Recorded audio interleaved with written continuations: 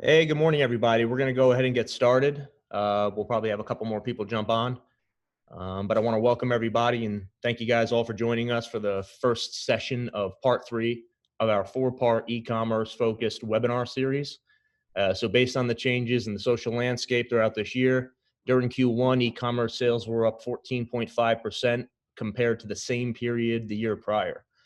So looking at the numbers from just March to April, there was a 49% jump in e-commerce sales. So at Kraus, we developed this webinar series to share our expertise in e-commerce strategy, customer acquisition, growth and retention, user experience optimization, and key performance indicator analysis. Marketing in a pandemic certainly has its own challenges, but one thing is for sure, e-commerce store sales have been soaring. So today's session will focus on customer growth and retention strategies, how to stay in front of your existing customers, create hyper-specific retargeting efforts, launch an interactive email marketing campaign. And this session will be repeated live next Wednesday at 11 a.m. as well. So if you know anyone who might enjoy attending after you've had a chance to check it out today, please pass along the invite. And separately, if you missed the sessions for part 1 and 2 of the webinar series, those recordings are available on the webinar registration page of our website. Also, as always, if you'd like a copy of the presentation at the end of today's webinar, I can shoot that over to you in an email, and I'll put my email in the chat shortly. And lastly, you'll see a question button at the bottom of your Zoom screen. So if you have any questions during or at the end of the presentation, please feel free to place them in that question panel, and we'll address them at the end in a short question and answer session. And now, without further ado, I'd like to introduce Nick Kraus, founder and CEO of Kraus Marketing. Since the founding of the agency over 12 years ago, Nick has helped hundreds of companies generate millions of dollars in monthly revenue, utilizing some of the tactics he'll discuss today. Take it away, Nick. Thank you, guys. Just wanted to say hi, pop on my video to let you know that I am a real person, but I'm going to put it away now because it'll distract me. Nick Kraus, Kraus Marketing. Thank you, Mark, for the intro, and thank you, everyone that joined today. I just want to start a little bit about Kraus Marketing. Believe me, I will not bore you too much with us, but I just want you to know who you're listening to. Kraus Marketing was started in the early 2000s.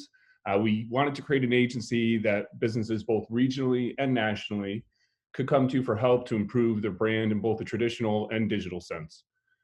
We quickly learned that no matter the size of the company, they needed more than a great brand and a website. They needed for people to find them. So that's when in 2008, we started developing our digital capabilities, which now cover everything from SEM to social to email marketing. We realized that the best agency is the one that can help them create a compelling brand story, both written and visually, but also an agency that can have them be found online. Today, we'll be talking about customer retention and growth. We know it costs a lot of money to acquire customers. And Kraus has been working hard to keep their customers. In fact, we have a 3.5-year average lifespan of a customer, which is well above industry standards. And we're proud of that. One of the reasons that we think we have such a high retention rate is because we have an all under one roof solution. Kraus Marketing, we believe that full-time employees that are easily accessible are the best employees and the best way to service our clients. In fact, we think that that also provides efficiency besides just the value. So at Kraus, we have a large team of the nation's best marketing professionals. Your web developer is not doing your SEO strategy, and your graphic designer is not your project manager. Everyone has a focused job role, and they are the best at that role, and they stay in their lane. We have very large brand experience, but we work with a lot of regional companies as well. And I'm proud to say that we're an award-winning agency. I'm very proud of the work we produce at Kraus Marketing, and we're featured in Entrepreneur, Inc., GD USA, a lot of these magazines that I read in college when I started my career, and I still read now, and it's just amazing to see us graced upon it. So that's enough about Kraus Marketing. Happy to field any questions you have about us at a later date, but today I want to talk to you a little bit about how you can improve your e-commerce website. And if you're starting an e-commerce shop, how can you make sure that you give your chance at having the most successful one possible? So let's start with a couple of case studies. The first case study is about a consumable product. This company we were working with for already a couple of years leading into this pandemic. So this is a very recent one that that I wanted to bring to light because it actually shows if you were ready, if you were prepared, what you could have done in the last 3 to 6 months. Uh, so their new accounts actually increased by 235%. This company was doing already $1 million revenue a month. So it was a great increase in new accounts. Their revenue increased by 161%. And you can see that the total sessions, their email traffic, and all of their digital traffic also increased during this time. So this is a great case study of saying, okay, if you're ready, if you're properly prepared, how far can you go? Now, the next slide I want to show you is actually a company that is brand new. A lot of you probably are joining today because you don't have an e-commerce shop yet, or you just started it. This customer is a great example of that. The previous customer is a multinational. This one was a local company that was just selling on eBay, high-end luxury products. And they came to us because they couldn't make any sales on their website. And they didn't understand why they couldn't make any sales. So we took a look at their website, and they were selling $1,000 purses and bags. And we noticed that, well, the luxury items that they were selling didn't match the amateur website. And therefore, probably people just didn't feel comfortable making a purchase. So we redesigned their website, and we did a lot of the tactics that we'll be talking about today, and we've talked about during the other webinars. And what you'll find, or what we found, was that not only was their growth good, it was explosive. Their total sales in the first year topped $1 million, and their daily visits were greater than 1,000. And their average order volume, a big number, this is a huge KPI, key performance indicator, is average order value was $900 per order. So those are two case studies. Before we get into tactics, I just want to talk a little bit about content, because content is really important. We're going to talk about customer experience today. We're going to talk about the content that you should be producing and the promotions. We're also going to talk about the tactics to get them out there. But in order to stay in front of the client and not be annoying to the client, which we'll talk about a little bit today too, you have to design a good content campaign. So when we design a brand campaign and a content campaign, we want to create messaging, imagery, and long-form content, whether that be video or the written word, that will evoke emotion from our consumer. Emotion is what drives purchases and brand loyalty. Brand loyalty is what we're going to be focusing on today. Of course, the loyalty has to be backed up with the product knowledge and information, but if it cannot be, if the consumer cannot like your brand, then you've already lost the opportunity to keep their business. So you've got the click and you even got the purchase. How do you get continued purchases? And this content campaign is going to be hugely important. So first, you got to identify your target audience, right? Who is your customer? You should know this by now, especially if you have customers, right? So who is that customer? Understand who they are, what ages they range from. Are they both male and female? Are they predominantly one than the other? Is there a certain race or profile you can put them under? How often do they make purchases? Hugely important. And why do they make those purchases?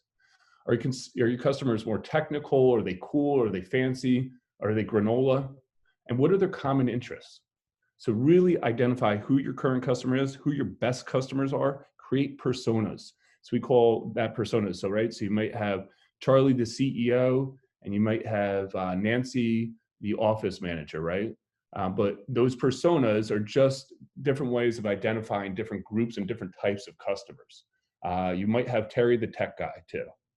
So now you have the different personas, and you identify the different audiences that you're talking to. What's interesting to them? What is going to get them to make an additional purchase? And what type of content will deliver the most value? Think about tutorials, right, of how to use your product or how to engage with your brand better. If you're not a product, you're a service, like an educational series or maybe some type of banking product, how does the process go? A tutorial about the process could be hugely valuable, and that could be written or video. So think about the type of content that they would want to engage with, and that'll be useful for them to be to best engage with your product as well. And then research how to best communicate with them, right? So where do you need to put this content so that it can be consumed? Is that on social media? Is that on your website? Is that on YouTube? what channels will they be using the most so that you could be there? And we'll talk about those channels later. And then create a content calendar. If you're thinking about what you're going to post today or what blog you want to write today, you do not have a strategy. A strategy comes along with a content calendar, which is typically annual. And of course, it could be fluid, and of course, it could change. But your business is likely cyclical, just like every other business. So create that content calendar and align content with upcoming business changes that are cyclical or common. Now, things like a pandemic may happen and pivots may be necessary, but having that content strategy in place will allow things to go much smoother in the future. So, and lastly, execute, manage, monitor, and pivot. You got to get started. You can't just wait for perfection. And manage it properly. Make sure that you're delegating, you're monitoring it, and then when necessary, pivot when you see things working better than others. So let's talk about, if I can get this slide to change. Well, here's just real quick, the different types of content that we could focus on, whether it's blog posts, infographics, videos, case studies, your short form social media and advertisements. So I want to start today with the customer, right?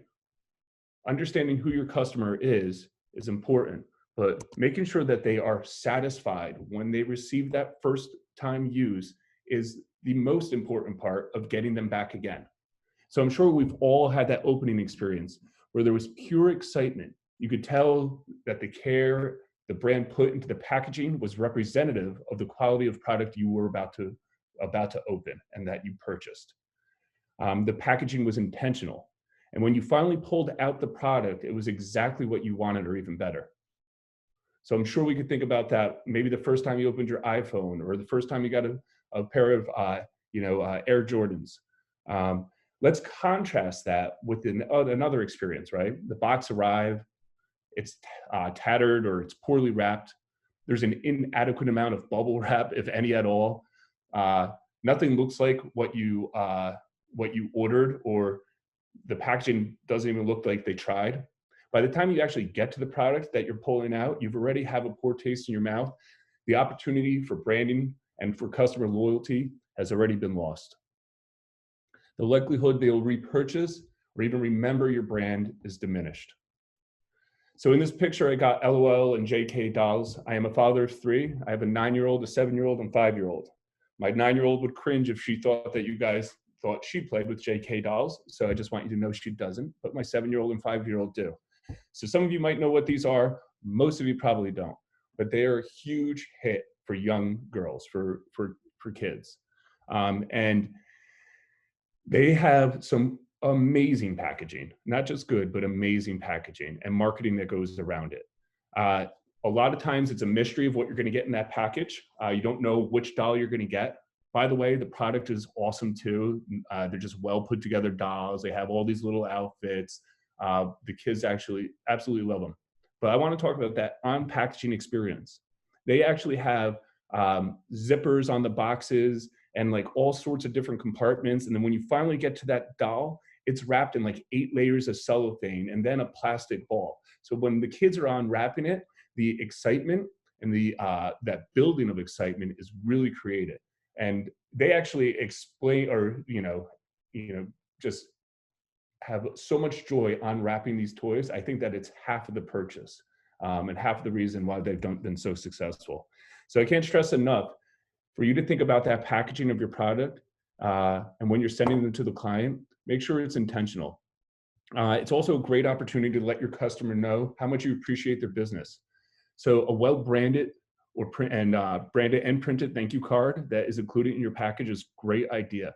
Maybe tissue paper. It's as simple as that. If you are throwing a product in a brown box with some bubble wrap, you are missing a big opportunity at a very small cost to really brand yourself. So you may be selling educational courses or some type of service and wondering, how does this apply to me, right? Because I'm talking a lot about products. Think about the follow-up email that the client gets or that customer gets once they purchase that course, for instance, or that service. Think about the video quality or the quality of the PowerPoint slides for that course. That is your packaging. Make sure it's great, and then their experience will be great, and they're more likely to make another purchase. So another thing, now this is huge, was the product well represented on your website? In the first course, we talked about making sure that dimensions and proper descriptions are on the website. This way, when they get the product, it's exactly what they expected. Because if it's what they expected, or even better, then they are likely to repurchase. If you underwhelm them, then they will be unhappy. At Kraus Marketing, we ordered a bunch of disinfecting wipes in those containers, and that pull out, like the Lysol wipes, and they were an off-brand. We ordered them in April when the whole entire pandemic hit, and we thought we were going to get these big buckets of disinfectant wipes. Well, first of all, it took 2.5 months, which is understandable. Everything was sold out at that point. But when we did get them, they were about 1/3 of the size. And I'm sure almost everyone on this call has either had an Amazon or some type of e-commerce purchase where they ordered it and they thought they were going to get something much larger or much different than what actually arrived in their hands. So make sure that you're properly representing your product on the website so that when the client gets it or the consumer gets it, that their expectations are well managed. So that's customer satisfaction. And you can understand your customer satisfaction by doing a Net Promoter Score. It's a simple 1 to 10. How did you like the product? 8, 9, or 10 means that they will recommend you and refer your brand. Anything 7 or less means they will not recommend you. And in fact, 5 or less means they will talk poorly about your company. So if you could send this Net Promoter Score request, you could also ask for feedback. And now you could either act on that opportunity to make it right, or at least fix it going forward for the next customers. So surveying is a great way to understand if your customers are happy. So customer service, right? This all comes into the marketing of your product, right? If you have good customer service, the customer is likely to come back. So I'm sure we've all experienced customer service where we just can't get someone on the phone, or we can't talk to the right rep. Think about your cable company or the bank that you decided to ditch because the service was awful. Don't have poor customer service. Make sure you have easy to access answers. For instance, you could have a Q&A page on your website, and I recommend everybody has a Q&A page. That Q&A page should have questions that are commonly asked and the answers to those questions. That'll help you show up in Google search results, but it'll also help your current customers quickly understand how to overcome the question that they're faced with. As time goes on, grow that Q&A list with new questions that come in that may not be on there. More than that, have live chat. This is efficient for the customer, but it's also efficient for you. A customer representative could typically manage 2 live chats at once. Now, also on the consumer side, they could be doing a live chat while sending an email out or even fielding a phone call. So that live chat is a great opportunity for the consumer and the company to easily assist each other, or for the company to assist the consumer in the most efficient way possible. Multitasking is huge. People don't want to be put on hold, and people don't want to wait on hold while you get the right representative. Live chat is the best way to do it. But if you do prefer phone, make sure those phone numbers are easily accessible and that they can quickly get to a live person. Lastly, if you don't want phone calls or live chat, which a lot of companies don't, because they're just not set up properly for it, then manage timely basis that emails will be getting back to. So time to respond or a response time is very important, and it's something that I see a lot of companies not successfully manage, or even tell their customer service people, this is a typical response time that we want to have. I would say within an hour would be a great timely basis for a response. If you don't have that time, then there's no way you can manage it, right? You have to give people a mark to get to. So we talked about customer satisfaction, talked about customer service. What about customer loyalty programs, right? So these are huge. Think about Amazon, the gas stations, the pizzeria that you go to, right? They all have customer service or customer loyalty programs. And it doesn't always have to be based on discounts, but a lot of times there is some type of discount that comes into play. So Amazon is a great example of a rewards club, right? So if you do Prime, then the reward is that you get free shipping and priority shipping on almost all of your purchases. But there's a lot of rewards clubs out there. For instance, I hunt occasionally, and there is a website that I go to that if I subscribe to, the stuff is about 10 to 15% less than most of the e-commerce shops out there. So I always return to that one because I'm part of the quote unquote club and I get a better price on their product. So the cost actually is paid for a lot of times with that club fee, and it creates loyalty. Another way of doing it is points. Gas stations are known for points. There's a lot of companies that do points, but you could count, basically points are typically based on the amount of revenues or amount of money they spend on your product. And those points are discounted, used for discounts in the future. Lastly are promotions. You could send coupons and promotions to your consumers to get them to come back. A very easy way to do it is via email. We'll talk about also text messages as well. And also there's a great opportunity to cross-sell your products and your customers. So the customer loyalty program, think about how you're going to keep people coming back to you, right? I would guess that almost everyone on here has some type of competition, and there is no one unique on here. So if there's a reason for someone to be able to buy from someone else, what makes them want to come back to you? Some type of customer loyalty is a great way of doing it. Customer referral program. You want more customers like the customers you currently have. So if you want more customers like the customers you currently have, ask them for referrals and then reward them for referrals. Dropbox did this about 10 years ago, and they exploded onto the scene. In fact, I have that original promotion that I think is still running, that if you invite a friend to Dropbox, you earn more free storage space. And it was huge back in the day, especially when your computers could only hold 62 megabytes of data on them. Dropbox was even bigger, but it still is huge now. And they still do this type of referral program where you get extra space for free if you just refer someone. So think about how you could reward your customers for referring someone else. It's a great, great way to grow your customer base. So now let's get into some tactics, right? So search engine marketing. A lot of you might say, well, search engine marketing isn't a great way to keep current customers, but I would beg to differ. Showing up on Google is hugely important. Imagine if your customer goes to the party and you're not there. It's likely that the competition might get to dance with your customer, right? So make sure that your competition, when they're on search engine, when your consumer actually is on Google and they're searching for your product or service, if your competition shows up but you don't, that may be an opportunity for you to lose that customer. So making sure you're on Google is hugely important, even for current customers. It's an opportunity for your competition to slide in on your customer. Same goes for YouTube. If there are any questions or problems you can help to solve for your customer, then YouTube is a great place to solve them in the form of tutorials. We talked about that a little bit earlier in the form of content, right? So these tutorials could be in long form written word in the form of blogs or articles, or they could be videos. So I work on cars. I'm going to give two examples, one on product and one on service. So I work on cars a lot.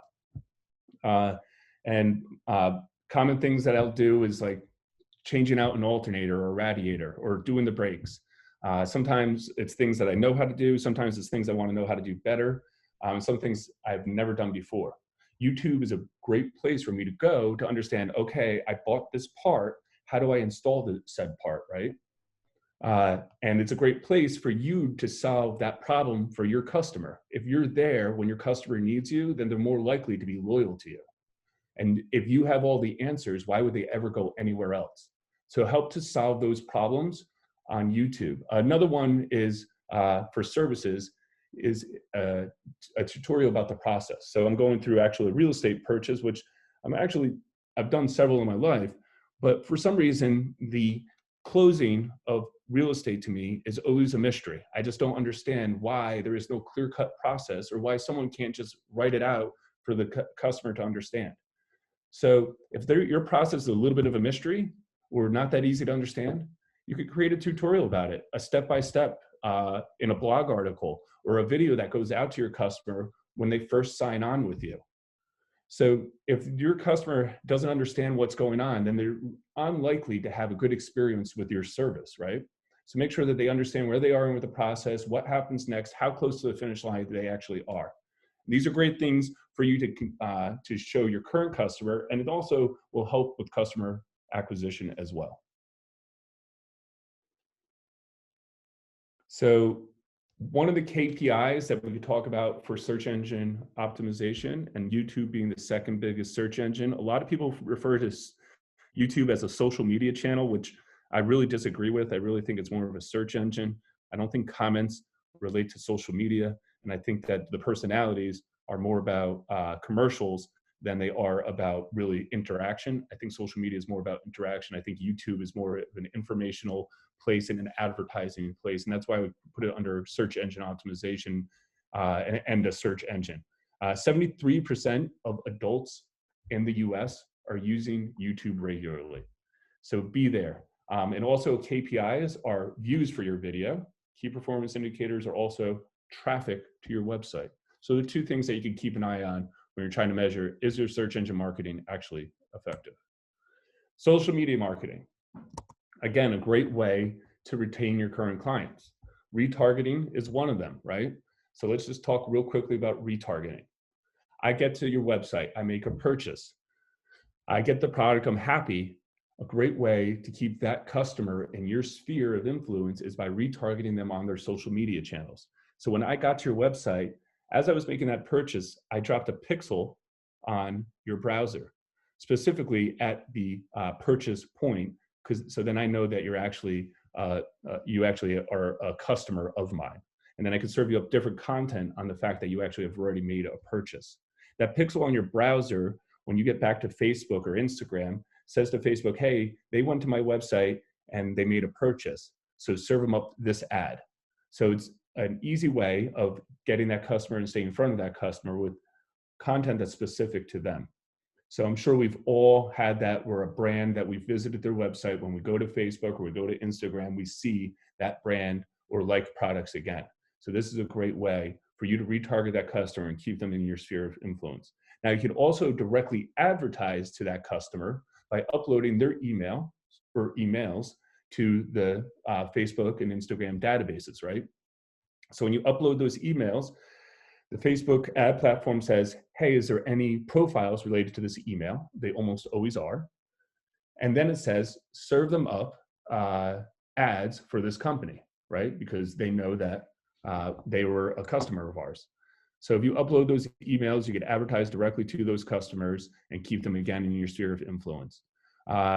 With social media, you could also share new products, updates to your current products, but also a little less salesy thing you could do is just talk about your brand culture.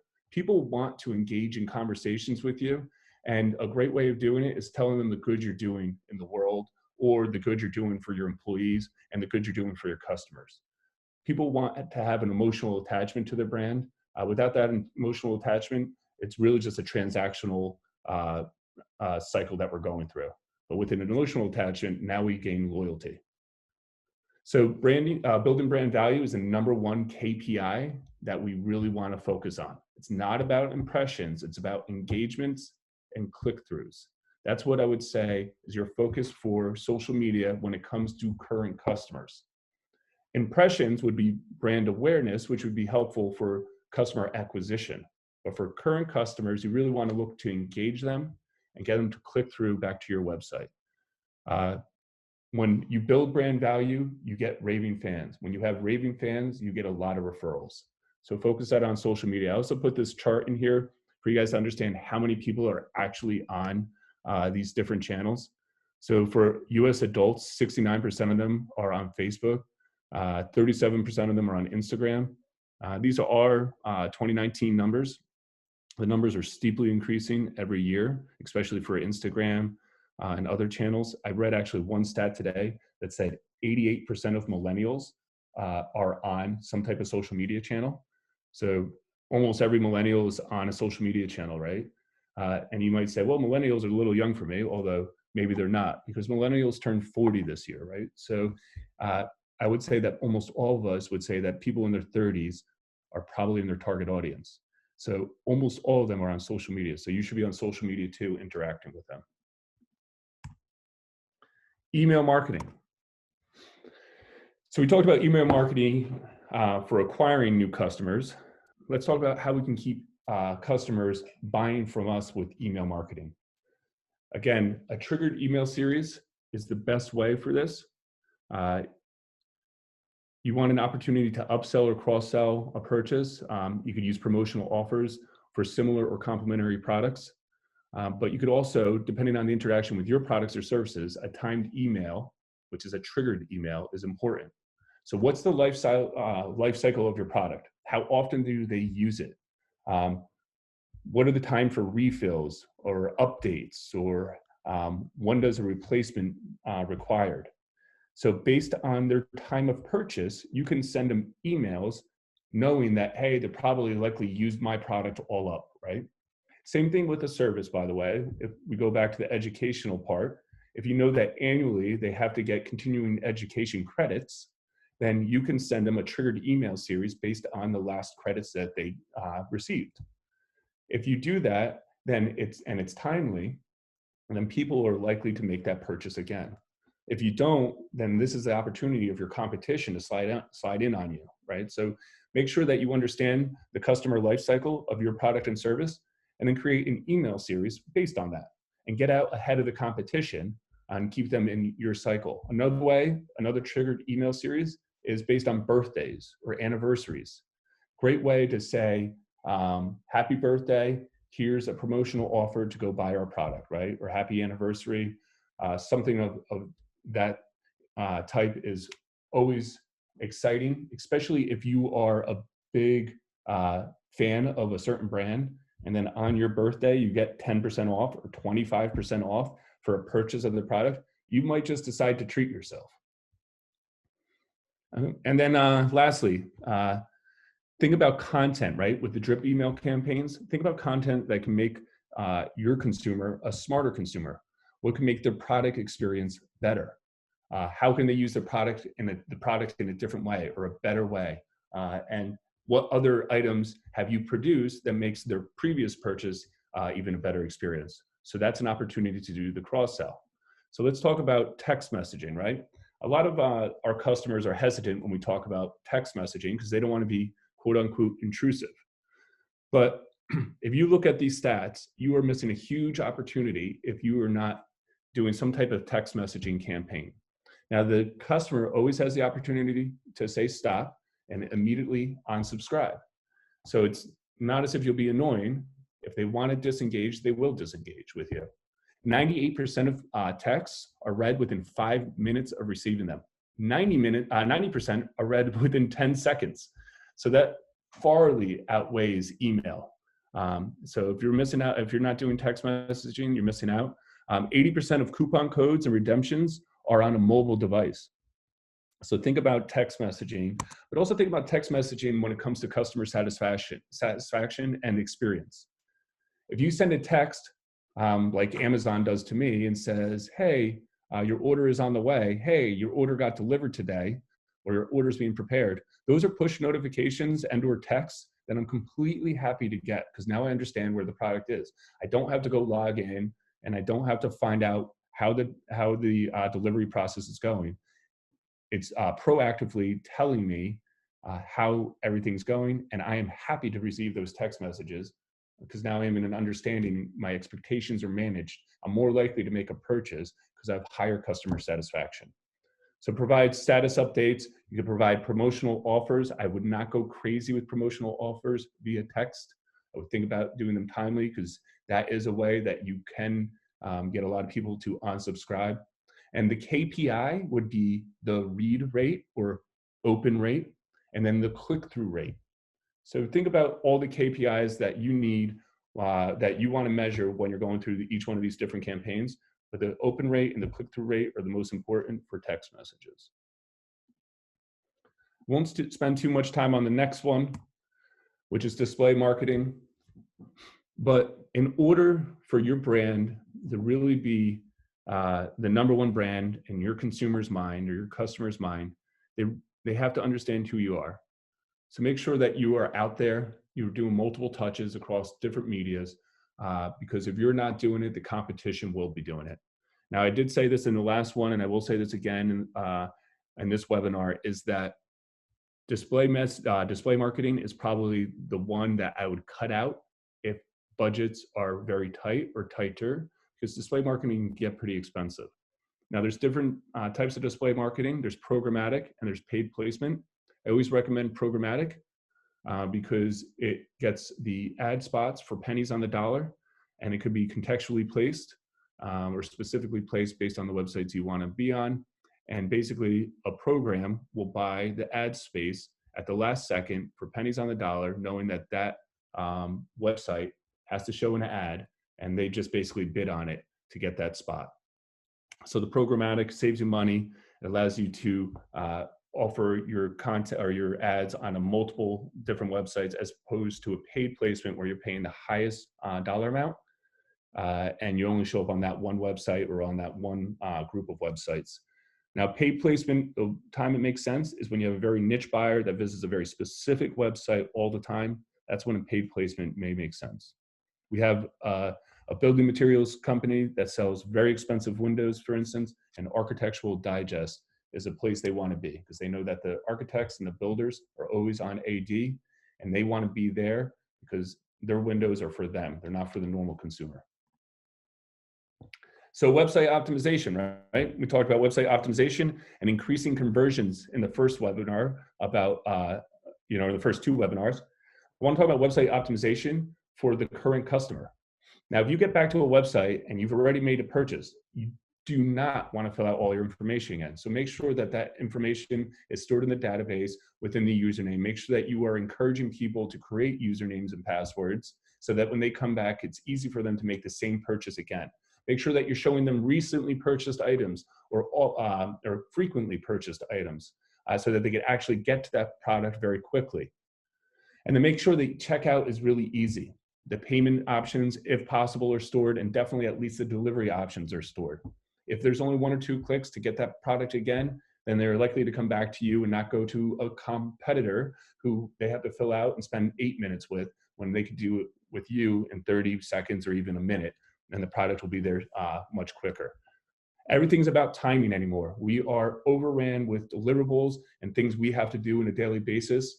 So if your technology can make your consumers' lifestyle easier, then they are more likely to come back to you. So think about that experience, that user interface on your website, and how it can make that experience even better.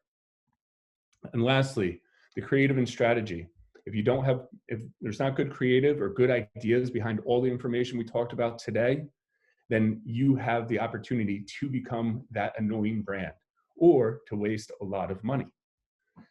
People always say to me, but Nick, I don't want to be annoying. Then I say to them, well, make sure that the content that you are serving up is useful to the target audience. If it's useful, then they will engage with it. If it's not useful, then it can become annoying. So just really think about your content, make sure that it's deliberate. So we talked today about customer satisfaction. We talked about that experience with your customer service. We also talked about the different promotions that you could offer for customer loyalty. And then we talked about the different tactics, whether that be search engine marketing, email marketing, SMS, display marketing, and of course your website. Make sure your website makes it easy for the customer to make a purchase. And I'll go back to what I was saying earlier about the content plan. A good plan violently executed now is better than a perfect plan executed next week. That's George Patton.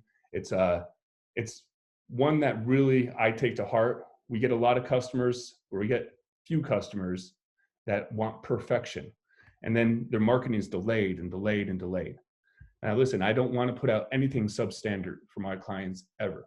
But I would say that if you were looking for perfection, you probably are wasting money and you were lowering your chance at a better ROI. So that's what I got for right now. I hope that was helpful. And at this point, I'll take any questions that there may be.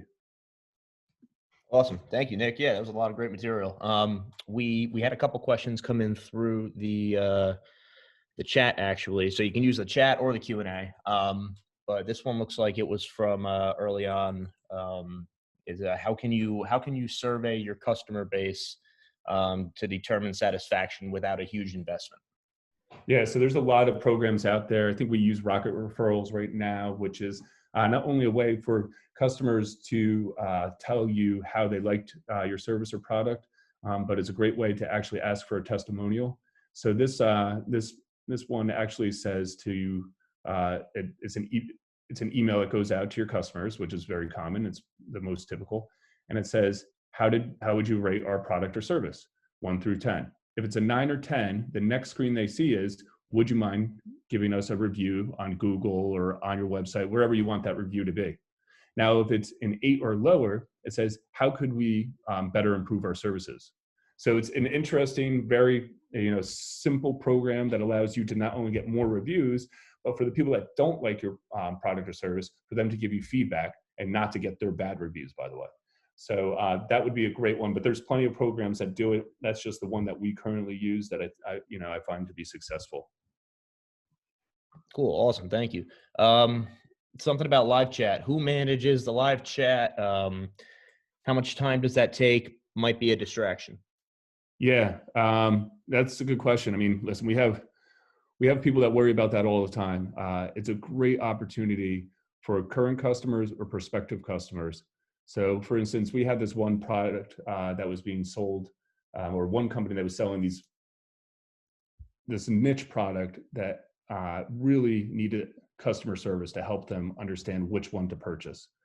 So not only did their conversion rates go way up when they installed live chat, but also people came back to them, current customers came back to them more often. And they said, well, we don't have any person to have time for that. I said, well, imagine if your revenues increased by 10 or 20%, would it make sense to have a person that could do that? And they said, well, most definitely. I said, well, then let's plan on getting that ROI then. So long story short, that completely depends on how many products are being purchased on your website. If you're only selling 4 or 5 products a day, you as the owner of the website probably could field it from your phone, by the way, because it can be handled on your phone. So you could be literally grocery shopping and answer some questions to a potential customer, right? If you were selling millions a month, then you probably should have a customer service department. And this will actually make it more efficient because you can only talk to one person on the phone at a time. But a customer service rep that's good at live chat can talk to 2, maybe even 3 customers at a time.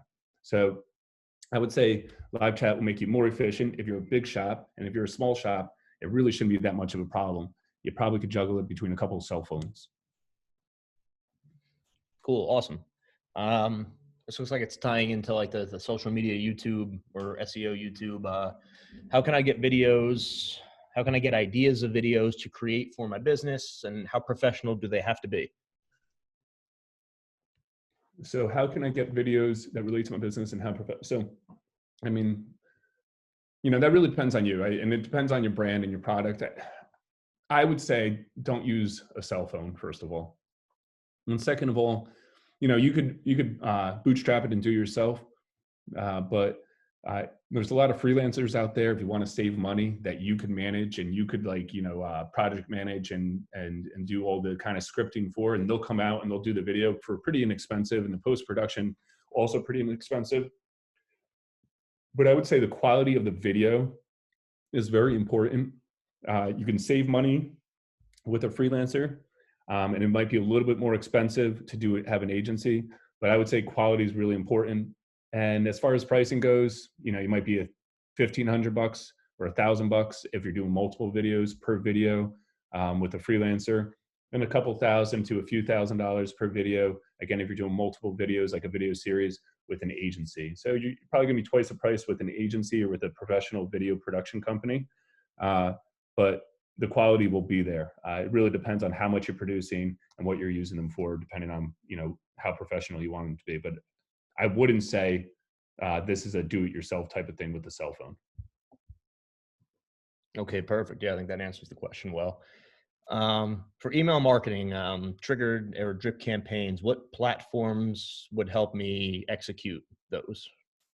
I mean, it's as simple as like Constant Contact or MailChimp if you want to be simple. And then there's a lot of industry specific products out there. One that we've had a great experience with is called Digital. It's got a lot of great different things that you can do with it, including the text messaging. So if you have a little bigger of a budget, Dot Digital, actually, they'll even give you a project manager. They'll help you build out the emails as well. So our agency interacts with that company for a lot of our bigger clients. And then if you're more of a smaller bootstrap, then a Constant Contact and MailChimp has a lot of the same in similar features as the bigger companies. It's just going to be, they're going to be simplified or dumbed down, and it's a lot of do-it-yourself type of stuff. So that's a budget answer too. But every one of these things have thousands of platforms anymore, right? It's, no longer where it's just like only a couple options out there. There's thousands of platforms. Do a little research, ask a couple questions online, and I think you'll find something that'll work well for you. All right, cool. And this is the last question we have. Is programmatic display the same as PPC? No, it's an interesting question. I actually saw someone explain it as that the other day, but no, it's not. Because display, well, on pay-per-click, which is Google, right? I mean, for the easiest way to explain it, you could pay per click of your ads. And you could also do Google Display Network, which allows you to advertise anywhere that Google has bought up advertising space. But typically programmatic is a trade desk where you're actually doing live bids on openings on websites that you want to be featured on, or that has content relatable to your product. And there's live bids happening every second to get your advertisement on there. So Google Display Network does a similar programmatic buy, but no, that's not really what I was referring to answer your question. And the use of PPC as that term for display, no, those are two different terms. Awesome. Great. All right, cool. That wraps it up. Guys, any other questions? I put my email in the chat. Feel free to shoot over those questions. And of course, if you want a copy of the presentation, be happy to send that across to you as well. And don't forget, we'll have this session live again next Wednesday. So if any colleagues or anybody might want to attend, please pass that along. And we'll also have part 4 coming up the following Thursday, and then the 28th will be the final session of part 4. So we look forward to seeing you guys all there as well. Thank you, guys.